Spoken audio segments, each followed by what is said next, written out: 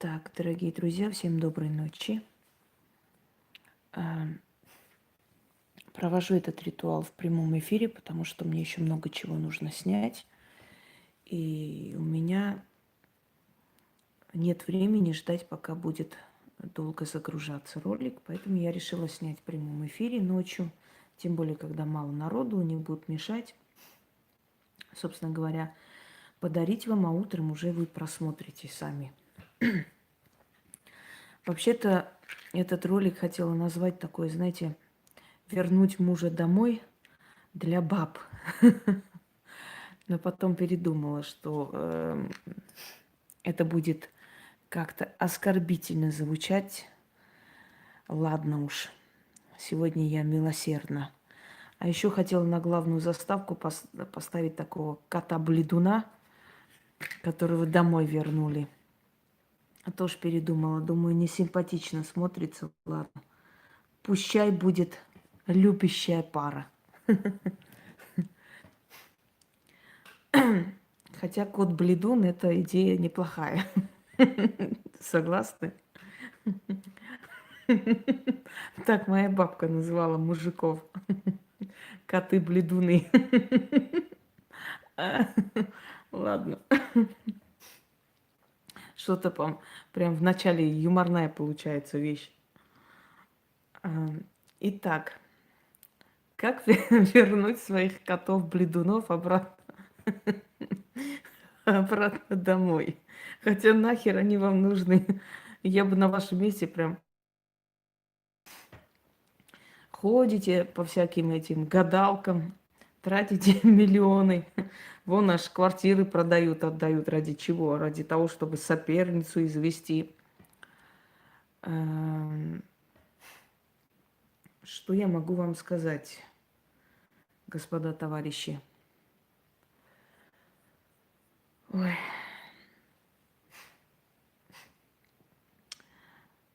Жалея женщин,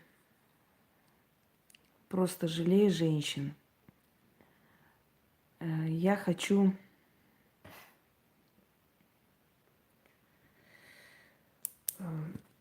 вам подарить очередной ритуал, который вам поможет не ходить и платить всяким аферюгам, а самим попробовать это сделать. Понимаете, самим попробовать сделать этот ритуал. Сейчас, секунду, я отключу звук. Уже не первый ритуал, и не второй, и не первый зазыв, который я вам дарю. Для чего я это делаю? Сейчас объясню.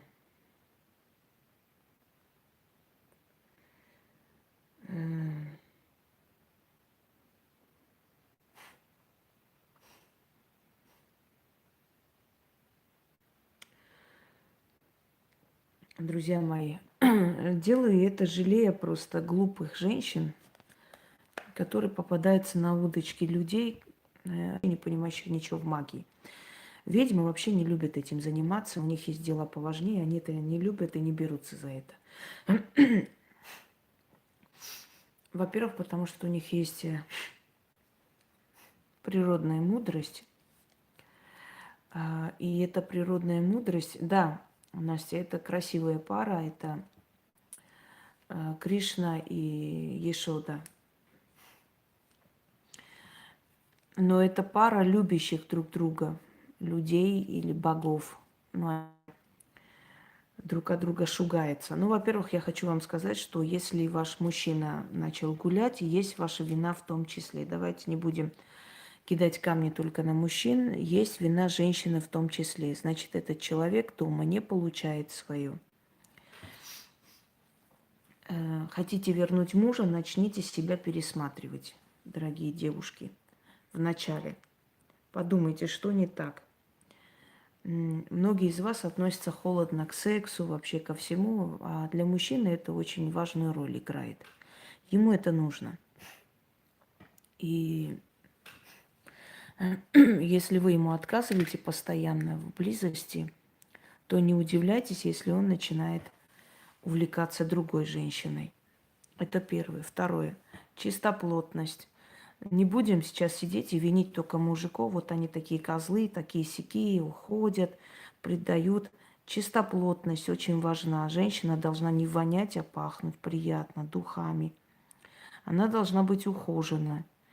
Понимаете? Погодите еще, Александра, еще не вечер. Вас тоже начнем возвращать скоро. Следующий момент – начитанность и прочее, прочее, саморазвитие. Рядом с мужчиной должна быть женщина, понимаете, с большой буквы. Должна быть женщина-друг, женщина-сексуальный партнер, человек, который в трудную минуту будет рядом и так далее, и так далее. То есть хочу вам сказать, что все время винить мужиков, что они такие сякие, тоже неправильно. Это однобоко и это примитивно. Но есть мужчины, которые сколько хочешь делать добра, в любом случае они будут изменять, и причем будут делать это открыто и спокойно. Ну вот, например, иногда говорят, ну, в расставании двое виноваты, не всегда. Ну, не соглашусь, что всегда в расставании виноваты двое. Если человек наркоман, если человек алкаш, понимаете, конченый, если человек подонок, если человек эгоистичная тварь, который тянет одеяло только на свою сторону, ну где там двое виноваты? Да, может быть, она виновата в том, что была слишком любящей, слишком понимающей, слишком много прощала. Может, да, это тоже ее вина, согласна. Чрезмерная доброта хуже воровства, знаете, это простота уже. Согласна, может, в этом случае она и виновата, но виновата вот таким образом. Но винить женщину в том, что ты виновата, что он подонок, ты виновата, что он не поддержка тебе, ты виновата, что он с разными бабами спит, и ему все равно с кем. Это ты виновата, это тоже не очень правильно, понимаете? То есть, если вы любите друг друга, если вы понимаете, что ваш муж все же увлекся другой дамой, или вы знаете эту женщину, или вы не знаете, но чувствуете, что он увлекся ей, потому что вы себя повели неправильно, то тихо, мирно, без скандалов возвращайте его. Понимаете как? Что хочет любовница? Любовница всегда хочет, чтобы вы дома скандалили, чтобы вы его достали, чтобы он устал от вас, просто вещи собрал и перешел к ней. По сути, она права, потому что она считает так: если ты спишь со мной, если ты живешь со мной, значит, тебе со мной хорошо. Почему я должна быть на вторых ролях? Раз ты со мной живешь, значит, живи со мной официально. Но вы же знаете, что мужчин, пока не поймаешь за руку, никогда не докажешь. Эта женщина может набраться смелости и уйти к любимому человеку. Понимаете? То есть влюбиться и уходить. Это может женщина. Мужчины, они пока их не застукаешь, не поймаешь на месте преступления, и то будет клясться, что она там упала в его постель, там он пьяный был, не помнит ничего и так далее. Тут же отключится память и все на свете. То есть у мужчин не хватает смелости уйти, а женщина может это сделать. Так вот, любовница хочет, чтобы вы скандалили, кидались друг на друга, и в итоге он ушел. Вот что она хочет. Если вы чувствуете свою вину в том, что рушится ваша семья, если вы чувствуете, что вы себя повели глупо, значит, возвращайте его, но возвращайте без скандала, без крика. Пересмотрите себя, начните за собой ухаживать. Знаете, глупая женщина следит за мужем, а умная за собой. Дорогие женщины, вот от самодостаточной женщины ни один мужчина не уйдет. От сильной женщины не уйдет. Гнать будешь, никуда нахер не денется. Уходит от женщин, у которых низкая самооценка. Вы заметили, как правило, вот такие вечные зэки, вот, которые сядут, выйдут. Я не говорю о людях, которые один раз там что-то случилось. Ну, от тюрьмы и сумы не зарекайся, всякие могут туда попасть. Нет, я речь веду о тех отбросах общества, которые там зашли, бабушку прирезали, пошли на зону, снова вышли, снова зашли, понимаете? Вот эти вот карманные, вот эти вот шпана. Вот вы заметили, с кем они переписку ведут на зоне и с кем встречаются или с кем вообще потом, на ком женятся или с кем живут? На женщинах, у которых низкая самооценка. Женщина вот бальзаковского возраста, уже очень, скажем так, полная для своих лет. Но это может быть, знаете, сахарный диабет может на нервной почве. Полнота это не говорит о том, что женщина, она некрасива. Совершенно. Можно увидеть такую доску вообще, как и лошадь просто. Никакой притягательности. А можно полненькую женщину, которая приятна и внимание столько. Это не показатель, поверьте мне. Полная женщина тоже может за собой смотреть и так шикарно выглядеть, что просто по ней сохнуть будут, понимаете? Это зависит от того, как ты себя преподашь. Я знала таких полненьких женщин, причем вот более всего полнота у женщин восточных кровей, но еще и тюркоязычная, вот тюркская кровь, если есть, они склонны к полноте. Татарки быстро полнеют, они всю жизнь полуголодные ходят, если хотят не полнеть. У них круглое лицо, и это их бесит, раздражает. Они все время пытаются там на диеты всякие садятся, как там говорят, на одной диете не справляюсь, приходится на 3 сидеть. Вот. Азиатские женщины, узбечки тоже очень склонны к полноте. Ну, у них такая вот фигура, такое строение, что они быстро полнеют. Но я хочу сказать, что от этого ничего не зависит, понимаете?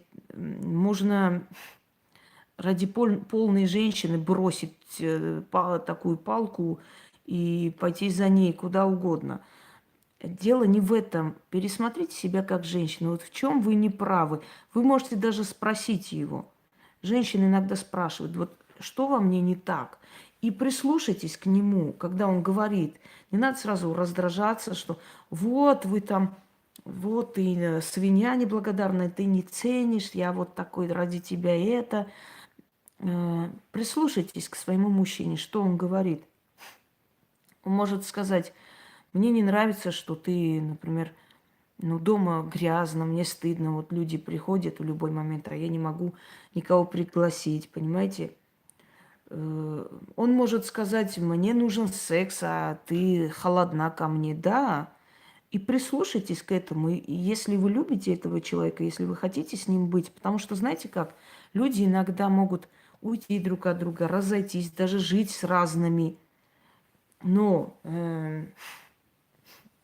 да-да-да, но потом могут пересмотреть свои взгляды, прозреть, и вот тогда все будет хорошо. Знаете, когда пары расстаются, когда люди встречаются, они вместе должны расти. Вот вместе должны подняться.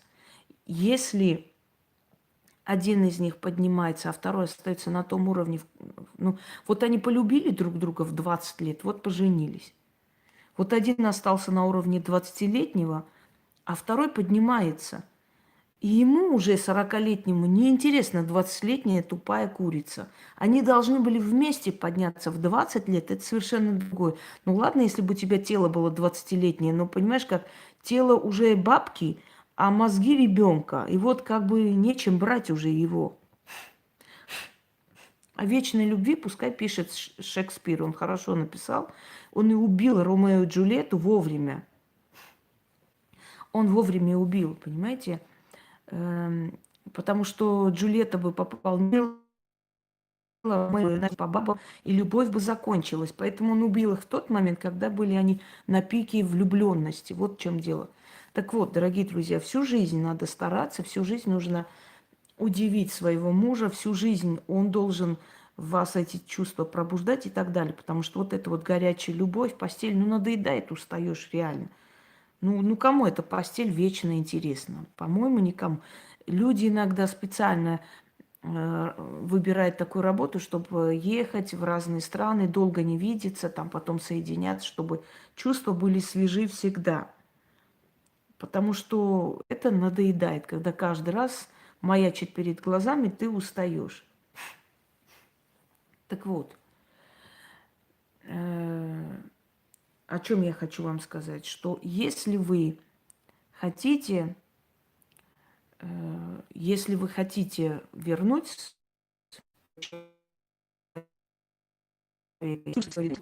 есть ваша вина. Если это хороший человек, если он достоин того, чтобы его вернуть обратно. Не тогда, когда он уже живет с другой женщиной, а просто вернуть, когда вы чувствуете, что он уже пошел на все тяжкие. Вот проведите этот ритуал и пересмотрите себя. Хотя для меня это неприемлемо. Я не могу понять, никогда не пойму понятие соперницы. У меня не было соперниц. Если человек влюбился в другую, понимаете, конечно, бывает наоборот, Наталья. Бывает и наоборот.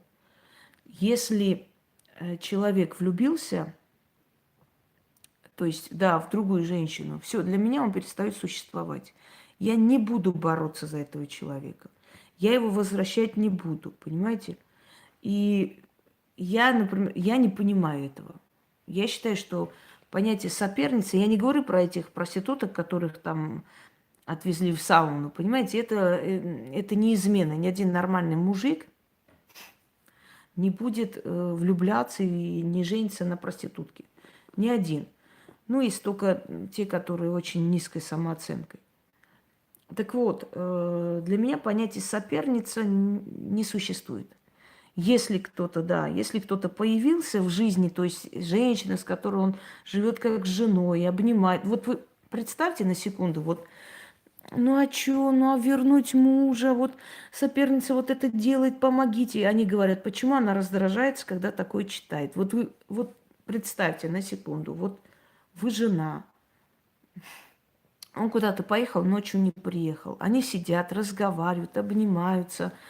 Значит, у них постель, они кушают вместе, они куда-то пошли к друзьям, они пошли гулять, они вместе фильм смотрят в обнимку. Это муж и жена.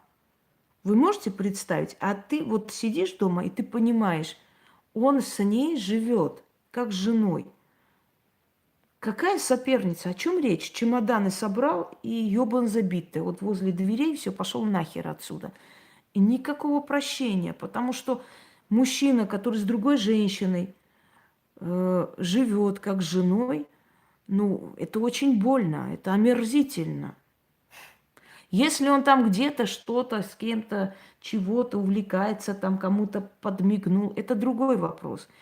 Но жить с другой женщиной, как с женой, вы представляете? И вы приходите и говорите, вот соперница там что-то колдует, я хочу от мужа вернуть. Ему приятно, две бабы за него сражаются, за какого-то мудака. Он кайфует. Но просто вот представьте на секунду, а где самолюбие? Мне было бы настолько больно, настолько омерзительно. Я бы его видеть не хотела после этого. Не то, что там возвращать его. Потом, помогите, у меня двое детей, там он вот ушел к женщине.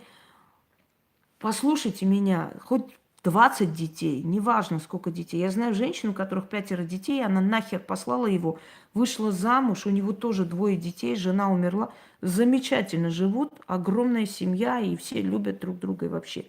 Она сказала, пошли все нахер, я не собираюсь его прощать, только потому что у меня много детей. Понимаете, ради детей. А детям нужен такой отец, который уже сейчас, в их такие малые годы, показывает неискренность, вранье. Вранье, понимаете? Да везде женщины такими смиряются, не только в Баку.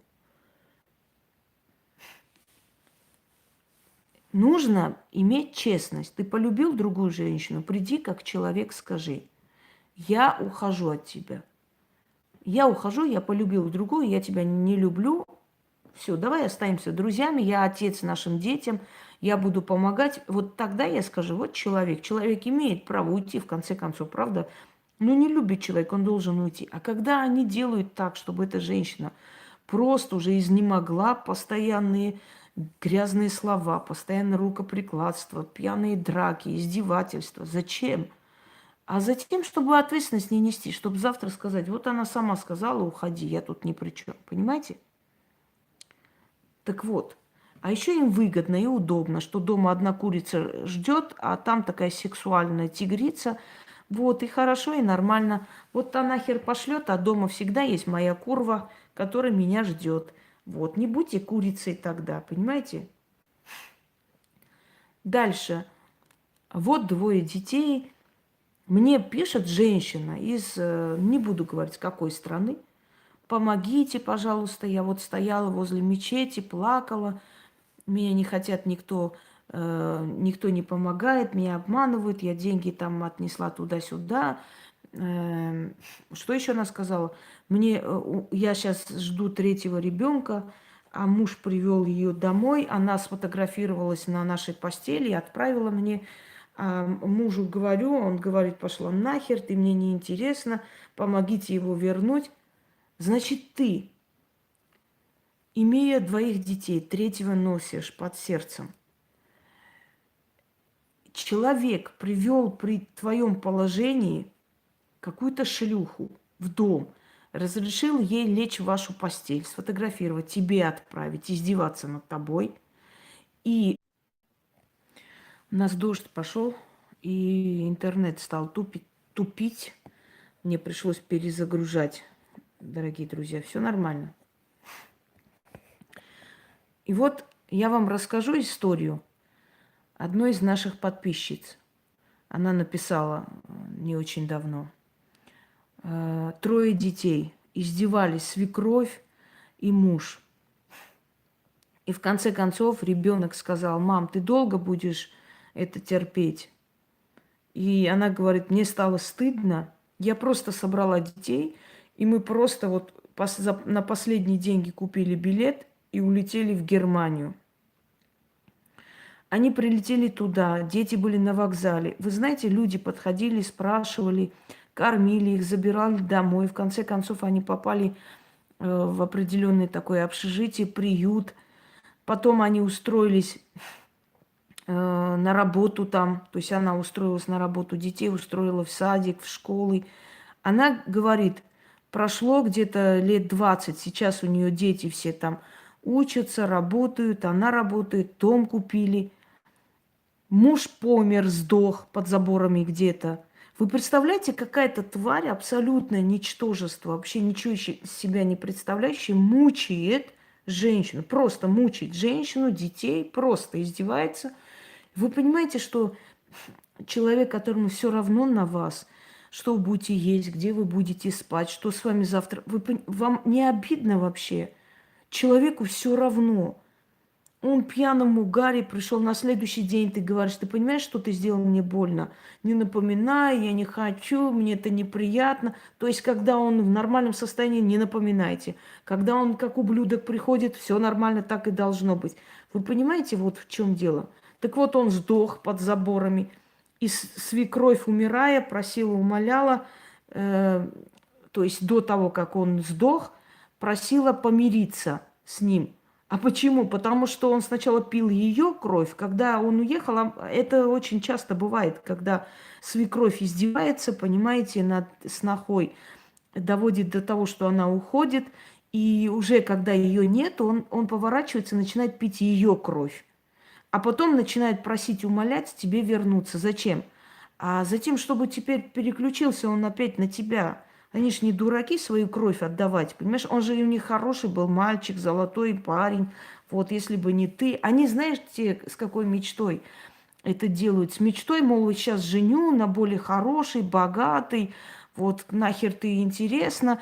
И вот они понимают, что их сын никому нахер не нужен. Никто с ним не живет больше 2 месяцев. Все убегают. И она осознает сразу же, понимает, что ж тут происходит-то, блин. Надо их обратно мирить, потому что, потому что он уже на нее кидается, понимаете? И она начинает умолять сноху вернуться и помириться. То есть вернись, пожалуйста, ради детей. Тогда детей не было, когда жрали ее кровь.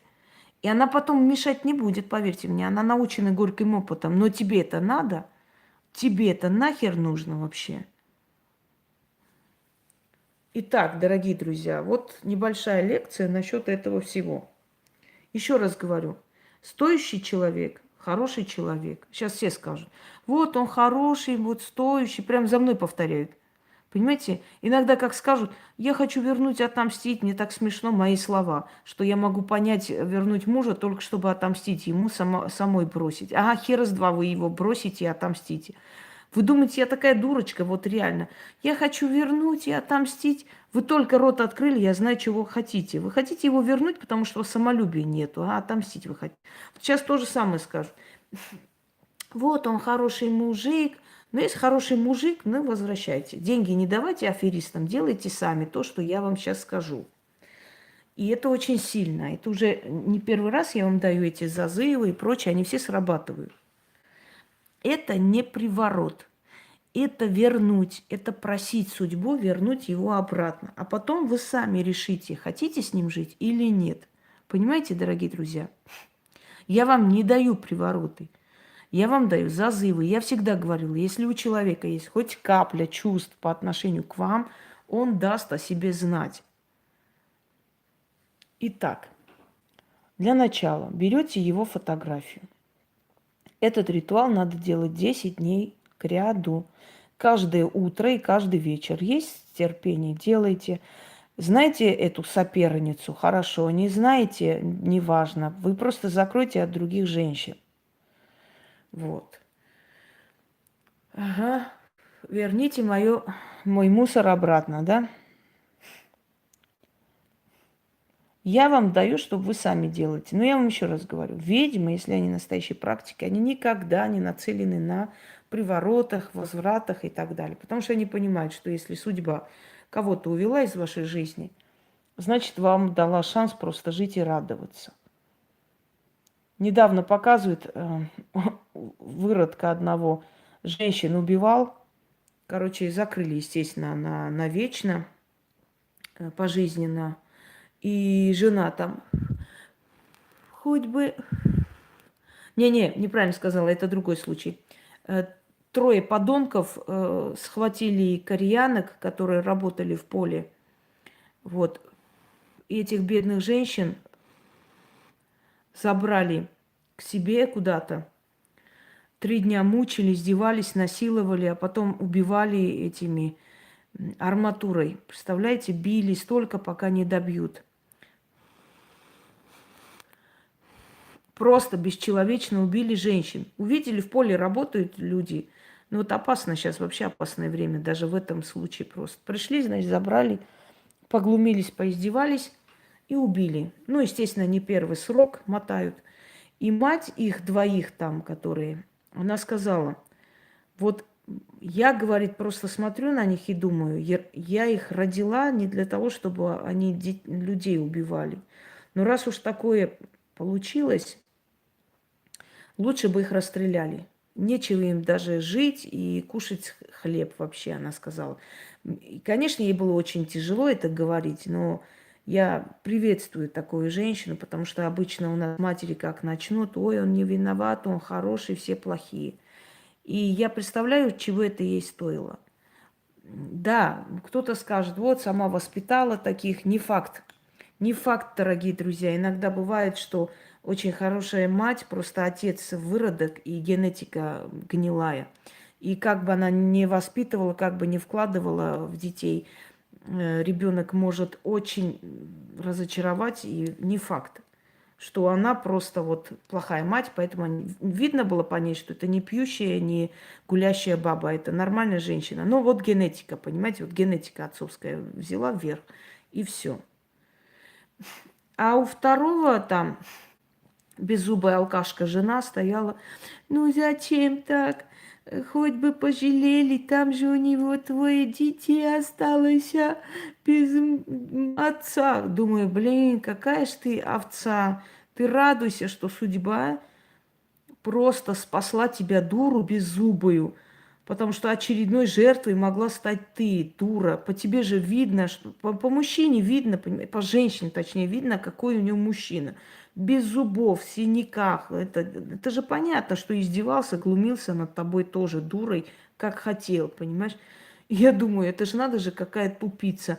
Ты, блин, на колени встань и молись всем богам и благодари, что, понимаешь, что вот просто избавили тебя от такого, потому что такие-то сами не уходят. Это ж, знаете, такие уйдут только когда узнают, что есть другой мужик, может морду набить. Они вообще трусливые. Они же их не вытравишь же, их не выкуришь оттуда. Это же ж писец. Это они все. Они, если хорошее место увидели, теплые, понимаешь, ты, это бесполезно. Я просто поражалась всегда мужчинам, которые понимают, что их ненавидят, плюют им чуть ли не в рожу, проклинают в лицо, они все равно идут и живут с этой женщиной, понимаете? Они все равно там живут, им там последние слова. И, ну, видно же, что человек страдает, не хочет тебя видеть. И просто слезно молит уйти из его жизни, то есть ее жизни. А похеру, не самолюбие, это разве мужчины? Это тьфу. Итак, да, поэтому, когда говорят, вот, а можно присушить? Я говорю, вашу мать, присушить можно, а вот отсушить ни хера не сможешь никогда. Особенно в нашей стране мужиков отсушить это просто нереальная вещь. Да потому что у нас сильные женщины. А какой дурак, как там Шариков, да? Ну да, такой я дурак, уходить отсюда.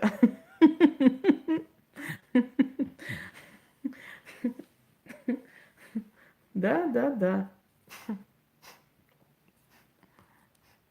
Да хоть бы ценили, суки, ладно, не уходят, хоть бы спасибо сказали, и хотя бы ценили бы это бы. И то хорошо. Нет. Знаете, такую поговорку, на колени к себе сяду и бороду твою буду щипать. Вот то же самое. На коленях сидят и бороду щипят человеку. Похеру. Блин, аж смешно. Каждый раз тему с этими мужиками и возвратами у меня прям комедия. Но просто уже так надоело это читать. Я же вам даже специальный ролик целый посвятила, как вернуть мужика. И главное фото быка поставила племенного. Ну сколько можно их возвращать? Ёкало мене. Просто жалко дур. Ну вот реально просто жалко дур. И жалко, что они идут, деньги тратят туда-сюда. Вот и говорю, берите сами, делайте.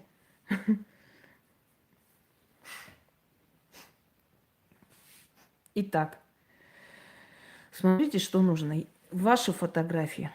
Его и ваши фотографии. Вначале берете его фото, ставите, зажигаете благовоние.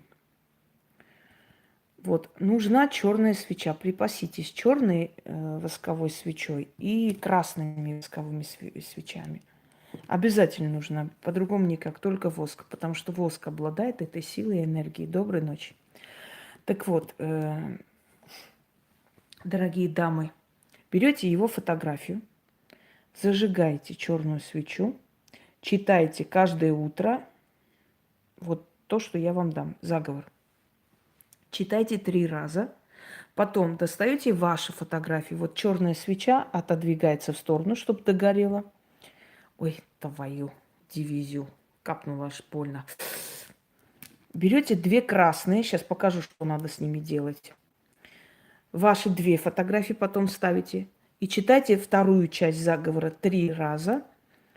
И ставите красные свечи догореть. Когда это все догорело, это все прячьте. Огарки свечей просто выкиньте, потому что откупаться нужно к концу, в самом конце. Благовония желательно, чтобы были фимиам или иное благовоние, потому что здесь работа сфер тоже, понимаете? Да и не надо ритуал отсушить, есть отвязаться от ненужного человека и прочее. Берите, делайте. Так вот, первая часть – это с черной свечой, с его фотографией утром ставите. Читаете 3 раза. Отодвигаете черную свечу, берете 2 красные свечи, нужно их вместе вот так вот таким образом соединить, зажечь. Там уже ставите ваши 2 фотографии, опять читайте 2 раза, 3 раза, извиняюсь, на 2 фотографии. Свеча догорела, берете черную и черную и красную свечу, эти огарки выкидываете. Так вот, потом убирайте. То же самое повторяйте вечером. 10 дней. Про Луну не спрашиваем, надоело. Если Луна будет иметь значение, я вам скажу. Я вам даю ритуалы уникальные. Уникальность заключается в том, что их можно делать в любое время. Если уж прям есть специальные дни, в которые нельзя делать, я вам обозначаю. Итак, зажгли. Дорогие друзья, этот ритуал не обязательно делать только тем женщинам, у которых там прям натурально соперница, вторая жена его. Нет, я поняла. Я еще раз объясняю, для чего я даю все. Умейте слушать вначале. Я не хочу сейчас по новой. Значит, если вы чувствуете, что человек вам охладел и, может быть, начал, смотреть по сторонам, может быть, у него в мыслях кто-то есть, может, еще только начинается в его мыслях это, может, он еще не уверен в этом, но думает об этом и так далее. Различные бывают моменты, да? Итак, берете его фото, до 12, то есть до обеда читайте, и второй раз читайте в сумерки, опять же, до 00 ночи. То есть, чтобы день не прошел, чтобы каждый день, энергия каждого дня воплощала в себе вот этот заговор, ритуал, который вы проведете. Итак, читаем первое. Первая часть называется «Отмоление». То есть отмаливать его, снять с него пелену, снять с него вот это вот очарование к этой бабе. Это отмоление называется. Вторая часть– соединение. Итак, начнем. Отмоление. Что-то у нас тут прям ходит. Вот моя рука. То есть далеко была, а тут какая-то белая тень. Начнем.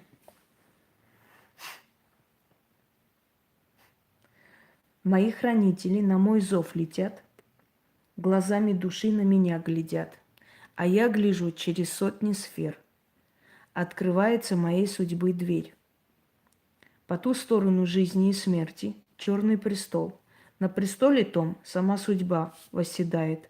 Она живых и мертвых знает, имена их помнит.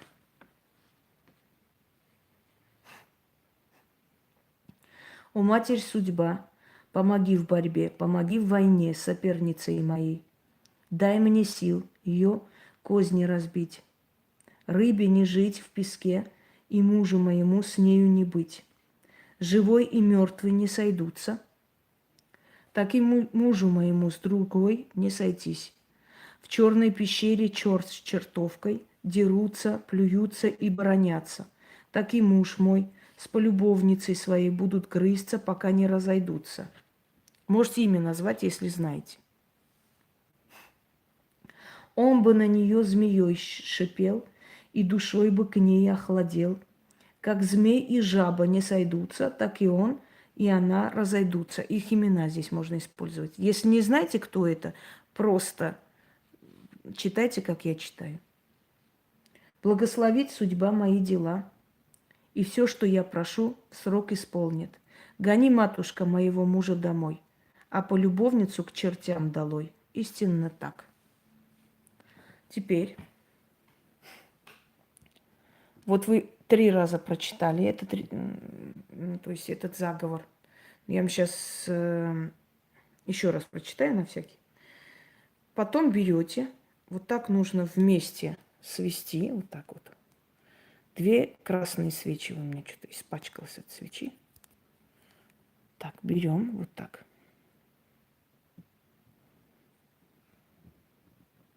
Сейчас покажу вам. Угу. Вот таким образом желательно. Смотрите. Вот. Зажигаем и читаем вторую часть. Да, полюбовница. Старинные названия, но правильные. Чтобы были красивые слова, надо тонко чувствовать свою работу. Тогда будут красивые слова. Зажигайте вторую часть, ставите... До свидания, Татьяна. Ставите вот так фотографии. Ваши нравоучения тут вообще мне не интересны. И читайте. Ты мой, я твоя. На меня молись, ярой страстью пылай, как свеча Тает и плавится от огня жгучего, так и муж мой в тоске по мне сохнет от слова моего могучего. Заклинаю пламенем, алатырем, каменем, всеми силами мироздания мы навеки вместе. Твое сердце навеки мое. Ключ, замок, язык. Заклято. И 3 раза вторую часть. И оставляйте догореть этой свече. Что-нибудь подложите так, чтобы капало. И постарайтесь следить, чтобы фотография еще не заделась. Если сгорит, не падайте в истерику. Сожгите фотографии и по новой сделайте. Ничего страшного. Начнем. Еще раз объясняю. Утром и вечером, пока день не закончился, делайте этот ритуал 3 раза с черной свечой на его фотографии. Вот так ставите фото, читайте. Потом свечу черную отложили. Красную свечу вот таким образом нужно свести, поставить, зажгли, 3 раза прочитали над вашими фотографиями и ждете. Вот догорели свечи, огарки выкинуть. И в конце, когда вы уже отношение вашего мужа к вам изменится, а изменится, начнется более страстное там отношение, постельное, жизни и так далее, когда вы почувствуете это все 10 дней. Если мало, еще раз повторите. 10 дней сделали, пару дней отдохните, еще раз повторите, пока вот это окончательно не закончится. И когда вы почувствовали, что там поругались, и он уже ваш, понимаете, когда вы это почувствовали, все, прекращайте это делать. Фотографии просто отложите в сторону, собственно говоря. И в конце, вот поняли, что все хорошо, идете, откупаетесь. Нужно купить красную розу, вино и 2 монеты, желательно пятаки. Относите под дерево, открывайте вино или откройте дома, вылейте немного, поставьте, розу положите, эти 2 монеты положите и говорите навеки вместе и ваши имена. Поворачивайтесь и домой. А вообще самый лучший ритуал от полюбовницы, я вам хотите скажу, самый эффективный ритуал – это берешь кувалду, узнаешь адрес, открывается дверь, и вот раз и пахари, и вот будет зваться полюбовница чау-чау. Потому что рожа соберется в одну кучу.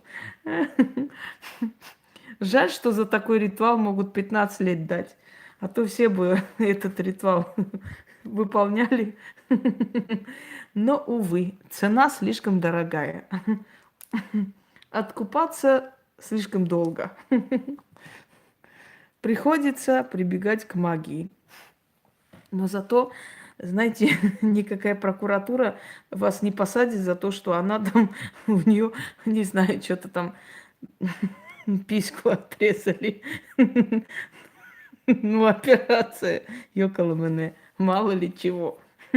Простыла девушка. Знаете, такой, кто спит с чужими мужьями, у тех бывают проблемы с яичниками. Пошли дальше.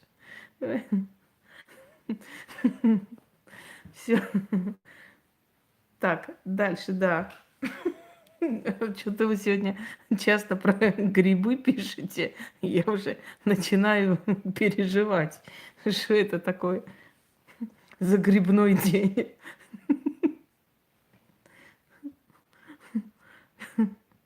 Все. И последний раз прочитаю, и на этом все.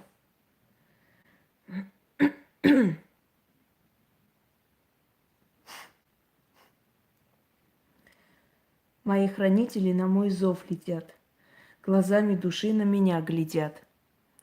А я гляжу через сотни сфер. Открывается моей судьбы дверь. И по ту сторону жизни и смерти черный престол. На престоле том сама судьба восседает. Она живых и мертвых знает, имена их помнит.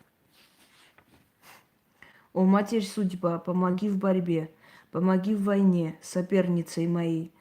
Дай мне сил ее козни разбить. рыбе не жить в песке, и мужу моему с нею не быть. Живой и мертвый не сойдутся, так и мужу моему с другой не сойтись. В черной пещере черт с чертовкой дерутся, плюются и бронятся, так и муж мой с полюбовницей своей будут крысться, пока не разойдутся.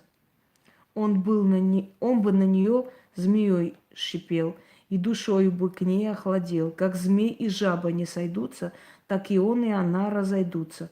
Благословит судьба мои дела, и все, что я прошу, в срок исполнит. Гони, матушка, моего мужа домой, а полюбовницу к чертям долой. Истинно так.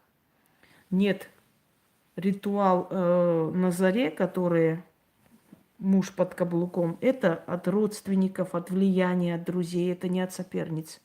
Вместе его делать нельзя. Или одно, или второе. А потом уже на красную свечу вот так зажигайте и читайте. Ты мой, я твоя.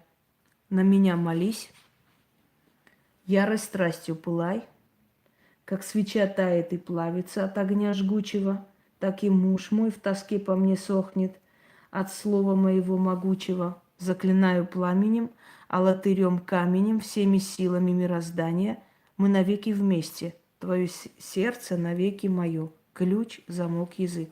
Заклято. Все, дорогие друзья, возвращайте ваших котов-бледунов обратно на базу. И желательно вообще их кастрировать, чтобы налево не ходили. Вот что я вам скажу.